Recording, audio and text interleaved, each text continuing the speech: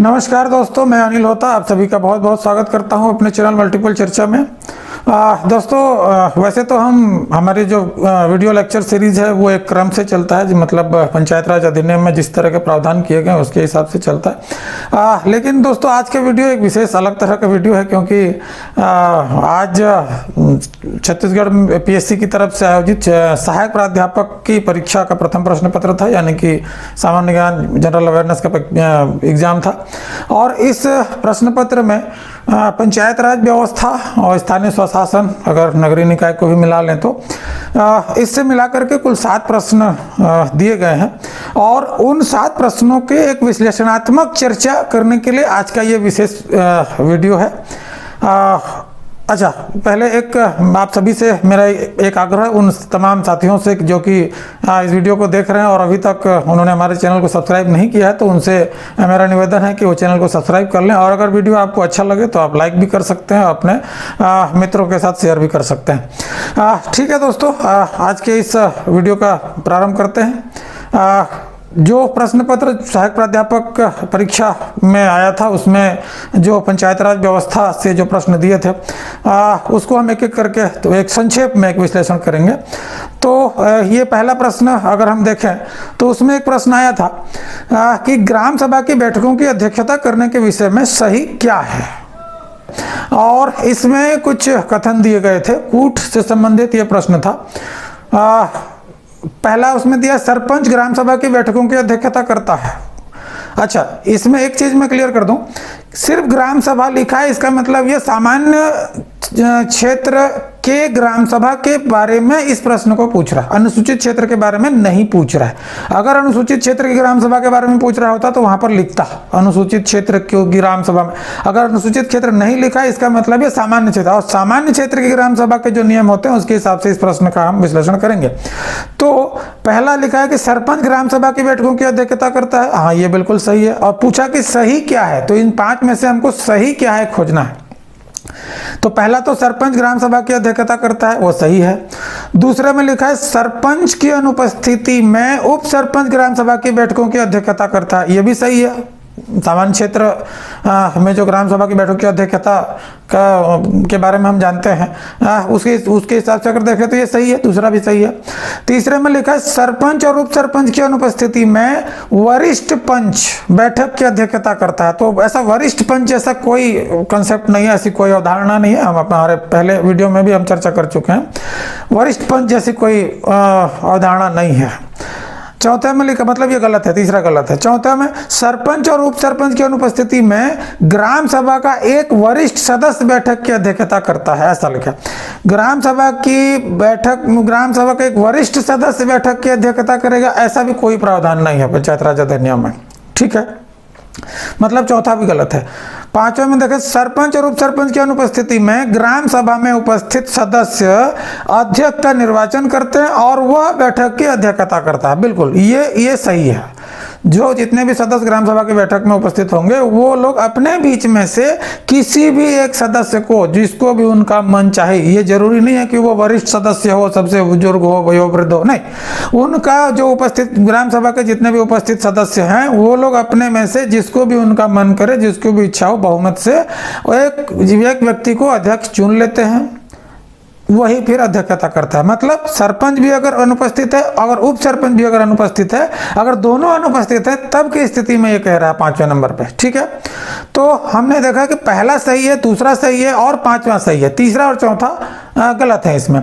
तो इस हिसाब से अगर विकल्पों पर जो हमारे जो 4 विकल्प दिए गए हैं, विकल्पों पे अगर अपन देखें तो इसमें जो सी नंबर का विकल्प है, इसमें हमको लिखा है कि 1, 2 और 5 ये दिया। तो कहने का मतलब 1, 2 और 5 हमारा सही है, और इस हिसाब से विकल्प सी हमारा सही उत्तर होगा इस प्रश्न का।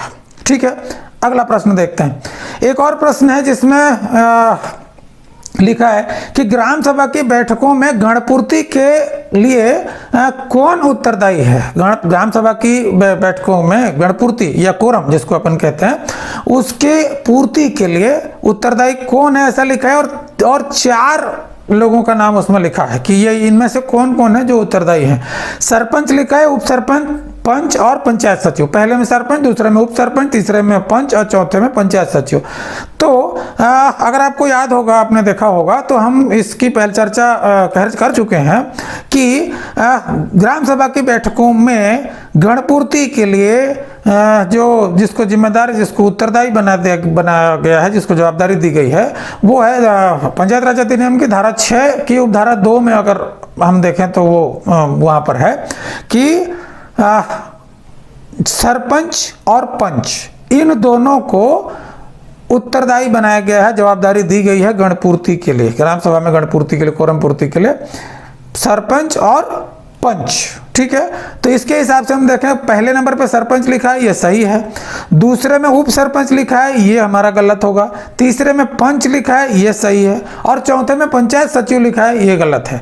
मतलब इसमें सरपंच और पंच उत्तरदायी होंगे। इस हिसाब से पहला और तीसरा हमारा जो है वो सही होगा, क्योंकि कौन उत्तरदायी पूछा, तो पहले और तीसरे नंबर पे जो सरपंच और पंच है वो उत्तरदायी होंगे। इस हिसाब से अगर हमारे विकल्पों को देखें तो इसमें भी हमारा सी विकल्प में लिखा है पहला और तीसरा, तो सी विकल्प हमारा सही उत्तर होगा।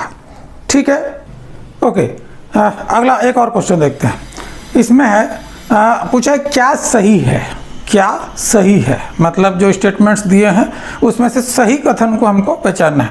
5 स्टेटमेंट दिए हैं जनपद पंचायत से संबंधित। ये प्रश्न है जनपद पंचायत के सामान्य प्रशासन समिति का अध्यक्ष समिति के द्वारा चुना जाता है, ये कह रहा है।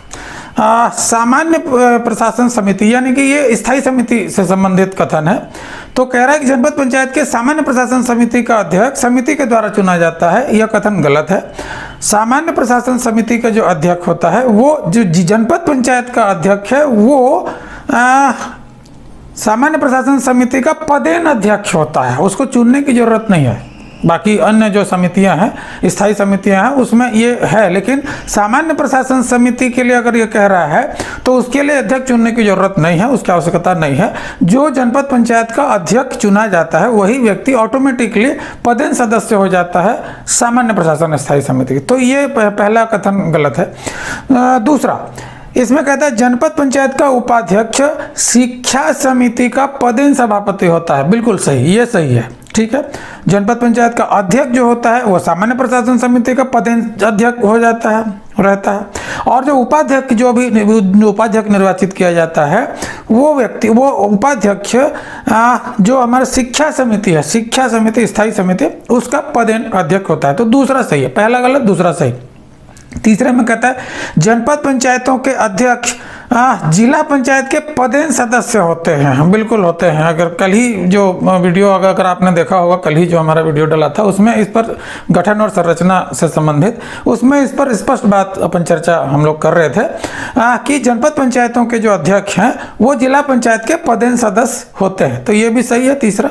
चौथे में कहता है जनपद पंचायतों के अध्यक्ष जिला पंचायत की किसी भी स्थायी समिति के सदस्य नहीं हो सकते हैं, बिल्कुल। इसकी भी चर्चा हम कल के वीडियो में हमने की थी कि जो जनपद पंचायत के जो अध्यक्ष हैं, जो कि जिला पंचायत के पदेन सदस्य होते हैं, वो पदेन सदस्य तो होते हैं पूरे 5 वर्ष के लिए, लेकिन वो जिला पंचायत की किसी भी स्थायी समिति के सदस्य नहीं होते हैं। तो ये भी चौथा भी सही है।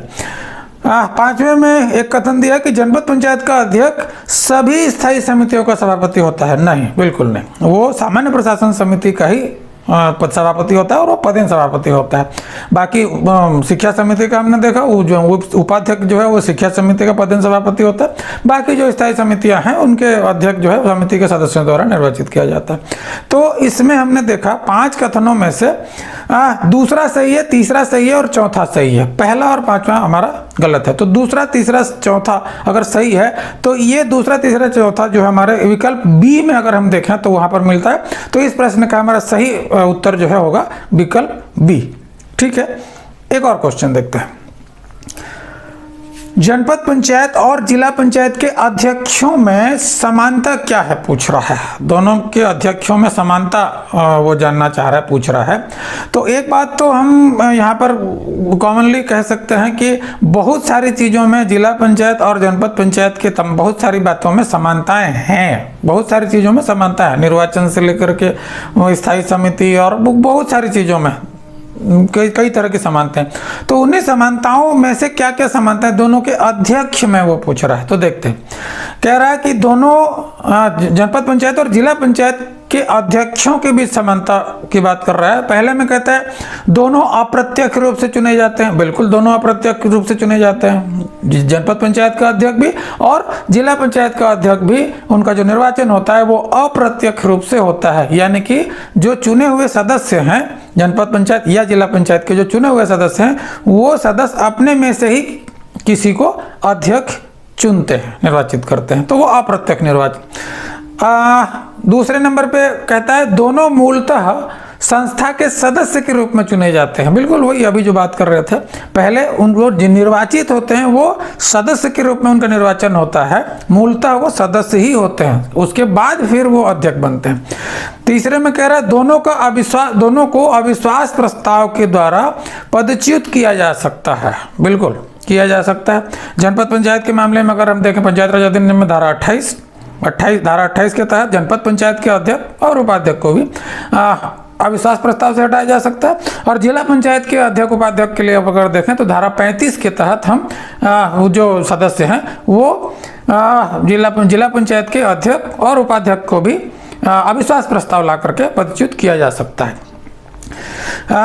चौथा में एक कथन दिया है कि दोनों समान जनता का प्रतिनिधित्व करते हैं। यहाँ पर थोड़ा सा अलग है, क्योंकि जनपद पंचायत का क्षेत्र और उस सदस्य का निर्वाचन क्षेत्र वो अलग होता है, जिला पंचायत का क्षेत्र और उसके सदस्य का निर्वाचन क्षेत्र अलग होता है। तो कहने का मतलब दोनों जनपद पंचायत के जो सदस्य है उसका निर्वाचन क्षेत्र अगर हम देखें तो जिला पंचायत सदस्य के निर्वाचन क्षेत्र के अपेक्षा उसके कंपेरिजन में वो छोटा होता है, बड़ा होता है, दोनों अलग अलग होते हैं। जिला पंचायत सदस्य का निर्वाचन क्षेत्र अलग और जनपद पंचायत जो सदस्य होता है उसका निर्वाचन क्षेत्र अलग। भले ही वो बाद में अध्यक्ष चुन लिया गया है, लेकिन मूलतः वो एक सदस्य है, उसका एक निर्वाचन क्षेत्र है। तो जनपद पंचायत का जो अध्यक्ष है वो उसका एक निर्वाचन क्षेत्र होगा, वो अलग होगा, और जिला पंचायत का जो भी व्यक्ति अध्यक्ष बना है उसका जो निर्वाचन क्षेत्र होगा एक सदस्य के रूप में, वो निर्वाचन क्षेत्र अलग होगा। यहाँ पर समानताएं नहीं है।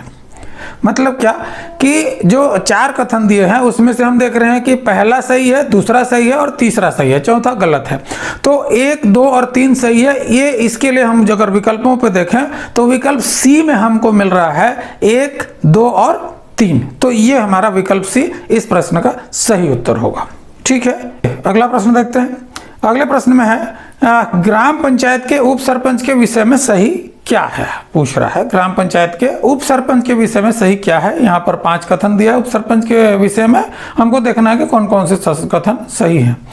पहले में लिखता है मूलतः वह एक निर्वाचित पंच होता है। बिल्कुल होता है, एक पंच के रूप में ही चुना जाता है और बाद में फिर अप्रत्यक्ष रूप से उसका निर्वाचन होता है उप सरपंच के रूप में, लेकिन मूलतः वो पंच के रूप में ही चुना जाता है।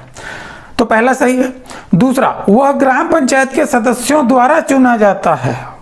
ग्राम पंचायत के सदस्यों द्वारा चुना जाता है, मतलब जो निर्वाचित पंच है उनके द्वारा उप सरपंच चुना जाता है। बिल्कुल सही है, क्योंकि उप सरपंच का अप्रत्यक्ष निर्वाचन होता है। मतलब जो पंच जो निर्वाचित होकर के आते हैं वो पंच अपने में से किसी को उप सरपंच के रूप में निर्वाचित करते हैं, मतलब अप्रत्यक्ष रूप से, मतलब अपने पंचों में से ही वो चुना जाता है। तो ये दूसरा सही है। तीसरा, उसे प्रत्यावर्तित किया जा सकता है, कह रहा है। प्रत्यावर्तित किया जा सकता है मतलब रिकॉल की जो हम अभी आगे बात करेंगे जब उसका समय आएगा, तो रिकॉल किया जाना, प्रत्यावर्तित किया। तो ये देखिए रिकॉल जो है धारा 21 की बात यहाँ पर कर रहा है, प्रत्यावर्तित किया जाना, वो सिर्फ सरपंच और पंच के लिए लागू होता है। यह पूछ रहा है उप सरपंच के विषय में। पंच के रूप में तो वो चीज उस पर लागू होगा, लेकिन वो उप सरपंच और उप सरपंच को पूछ रहा है। उप सरपंच को रिकॉल किया जा सकता है क्या? नहीं, वो एक पंच है, पंच के रूप में वो जिस वार्ड का पंच है उस वार्ड के लोग उसको पंच के रूप में रिकॉल तो कर सकते हैं, लेकिन उप सरपंच को रिकॉल नहीं कर सकते, यानी कि उप सरपंच को प्रत्यावर्तित नहीं किया जा सकता। ठीक, तो ये हमारा गलत है, तीसरा इस जो कथन है। चौथे पे उप सरपंच चुने जाने के बाद वह पंच पद से त्याग पत्र दे देता है। नहीं, बिल्कुल नहीं देता त्याग पत्र, वो पंच रहता है और पंच रहते हुए फिर वो उप सरपंच अप्रत्यक्ष रूप से निर्वाचित होता है। तो चौथा ऑप्शन गलत है। पांचवें में कहता है पंच और उप सरपंच के रूप में उसकी भूमिका दोहरी होती है। हाँ, ये सही है, वो पंच भी रहता है और उप सरपंच भी रहता है, दोहरी भूमिका में रहता है। ग्राम पंचायत, पूरे ग्राम पंचायत के लिए वो उप सरपंच होता है और अपने जो संबंधित वार्ड है उस वार्ड के लिए वो एक पंच की भूमिका में भी रहता है, तो उसकी दोहरी भूमिका रहती है। ठीक है, तो इस प्रश्न में हमको क्या सही मिला? पहला सही मिला, दूसरा सही मिला और पांचवा सही मिला। तो पहला, दूसरा और पांचवा अगर सही मिला तो ये जो है हमारे विकल्प डी में हमको दिखाई पड़ते हैं, तो इस प्रश्न का सही उत्तर होगा डी, पहला, दूसरा और पांचवा। ठीक है, एक और क्वेश्चन देखते हैं। अगला क्वेश्चन में पूछ रहा है जिला पंचायत की समितियों और उनके कार्यों के संदर्भ में सुमेलित कीजिए। ये कॉलम मैच करने वाला प्रश्न है। और जिला पंचायत की समितियों यानी कि स्थायी समितियों के संबंध में वो स्थायी समिति और उनके जो संबंधित कार्य होते हैं उनको सुमेलित करवाना चाह रहा है। तो 4 समिति यहाँ पर दिया है, मतलब पहले कॉलम में, और बाद में जो समिति वाले कॉलम में समितियों का नाम दिया है और कार्य का एक कॉलम बनाया है। समिति में 4 समिति है, सामान्य प्रशासन समिति, कृषि समिति, शिक्षा समिति और संचार और संकर्म समिति। ठीक है, कार्य इधर अगर देखें तो अस्पृश्यता निवारण, ग्रामीण जल प्रदाय, लेखा और पशुपालन, ये 2 कॉलम दिया है। तो इसको अगर हम सुमेलित करने के लिए कह रहे हैं सुमेलित करें, तो हम देख रहे हैं अस्पृश्यता निवारण, जल प्रदाय, ग्रामीण जल प्रदाय, लेखा और पशुपालन, ये कार्यों की तरफ से अगर हम देखें तो जो सीधा सी को आप पहले देखिए, लेखा वित्त से संबंधित मामला है तो वो सीधा चला जाएगा सामान्य प्रशासन समिति के साथ। ठीक है, तो पहला और सी ये एक साथ हो गए। पशुपालन जो चला जाएगा कृषि के साथ, कृषि पशुपालन अगर आप नहीं भी पढ़े हैं तो थोड़ा भी अगर कॉमन सेंस भी लगाएंगे तो कृषि और पशुपालन को आप लगभग नज़दीक में उसमें नज़दीकी आप देख सकते हैं। तो कृषि और पशुपालन ये दोनों को आप सुमेलित कर दीजिए। संचार और संकर्म समिति के अंतर्गत जो ग्रामीण जल प्रदाय है वो संचार संकर्म समिति के अंतर्गत आता है। और जो अस्पृश्यता निवारण है वो शिक्षा के साथ साथ, शिक्षा भी है उसमें, जो निःशक्त जन है उनका भी मतलब कल्याण है या इस तरह वरिष्ठ जन, और साथ में अस्पृश्यता निवारण जैसी चीजें भी शिक्षा समिति के कार्य में आते हैं। तो सामान्य प्रशासन का लेखा से संबंध है, कृषि समिति का पशुपालन से, शिक्षा समिति का अस्पृश्यता निवारण से और संचार संकर्म समिति का ग्रामीण जल प्रदाय से है। इस प्रकार से हम देखें तो तीसरा और ए, चौथा बी के साथ होना चाहिए, तीसरा ए के साथ, चौथा बी के साथ होना चाहिए, पहला सी के साथ और दूसरा डी के साथ। इस तरह का संबंध अगर हम देखें अपने हमारे विकल्पों में देखें तो विकल्प डी में हमको यहाँ पर दिख रहा है ए और 3 एक साथ हैं, बी और 4 एक साथ हैं, सी और 1 एक साथ हैं और डी के साथ 2 एक साथ हैं। तो इस तरह से हमारा सही उत्तर इस प्रश्न का होगा विकल्प डी। ठीक है, ओके, एक और प्रश्न है, ये नगरीय क्षेत्र से संबंधित प्रश्न है। स्थानीय स्वशासन का जो 74वें संविधान संशोधन से संबंधित ये प्रश्न है, यानी कि नगरीय क्षेत्र में जो हमारे स्थानीय स्वशासन की निकाय हैं, इकाइयाँ हैं, उनसे संबंधित प्रश्न है। ये कह रहा है सही क्या है पूछ रहा है और 4 कथन इसमें दिया है।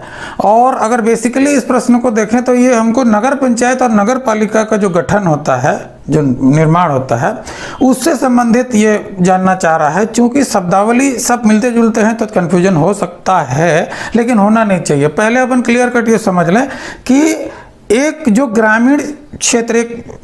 ग्रामीण क्षेत्र से धीरे धीरे नगर बन रहा होता है, यानी कि नगर बनने की स्थिति में होता है, उसको अपन बनाते हैं नगर पंचायत, उसको बनाया जाता है। ग्रामीण क्षेत्र से नगर बनता जा रहा है, संक्रमण काल में है, वो संक्रमणगत करके प्रश्न में एक शब्द इस्तेमाल किया है।